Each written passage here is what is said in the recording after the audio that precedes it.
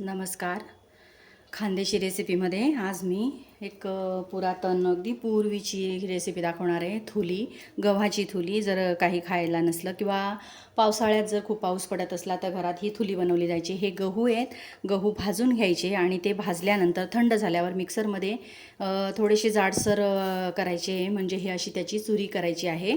आणि आपण छान अशी पाकडून घ्यायची, त्यातलं पीठही काढून घ्यायचं आणि ही चुरी केलेली आहे मी. भाजलेले गहू आहेत हे धुवायचे नाही आहेत. आणि त्यासोबत आपल्याला तुरीची डाळ घ्यायची. ही 1 वाटी घेतली आणि 1 वाटी हे घेतलेलं आहे.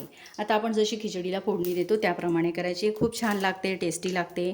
आणि संध्याकाळी तुम्ही जर वेट लॉस करत असाल तर ती तुम्हाला खाण्यासाठी अगदी छान आहे, कारण गव्हाची असल्यामुळे ती पोट लगेच भरतं आणि थोडीशी खाल्ली जाते. कुकरमध्ये तेल टाकलेलं आहे, सर्व दिसत आहे काय काय कापलेलं आहे. खिचडीचं जे आहे ते सगळं टाकायचं आहे आपल्याला.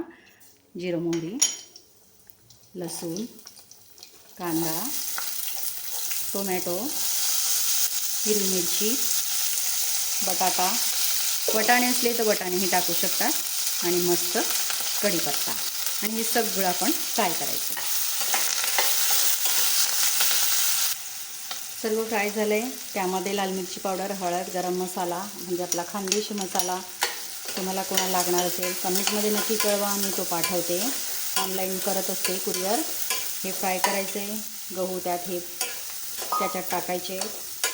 त्यानंतर डाळही घालायची आहे.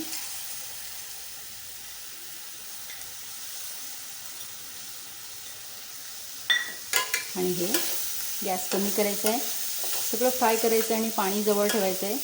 त्यात पाणी घालायचं आहे.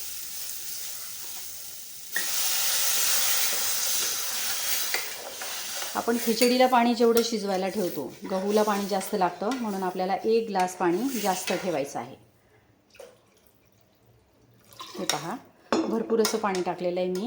आणि आपण याला उकळी येऊ द्यायची. चवीपुरतं आपलं ज्याच्याने चव येते ते मीठ, थोडी कोथिंबीर घालायची आहे आणि याला छान अशी उकळी येऊ द्यायची आहे.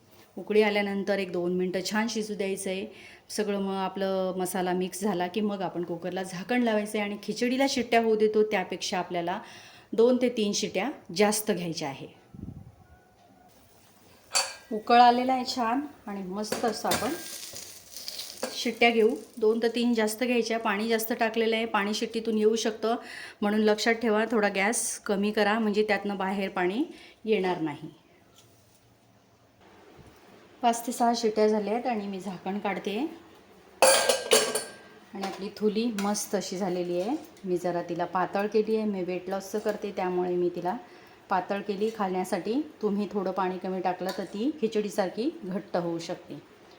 पहा, सुंदर असं दलिया तयार आहे. एकदा नक्की करून पहा खानदेशी रेसिपी गव्हाचा दलिया किंवा गव्हाची थुली. तिचं खानदेशी नाव गव्हाचं थुलीच आहे, तर तुम्ही ती बनवू शकता.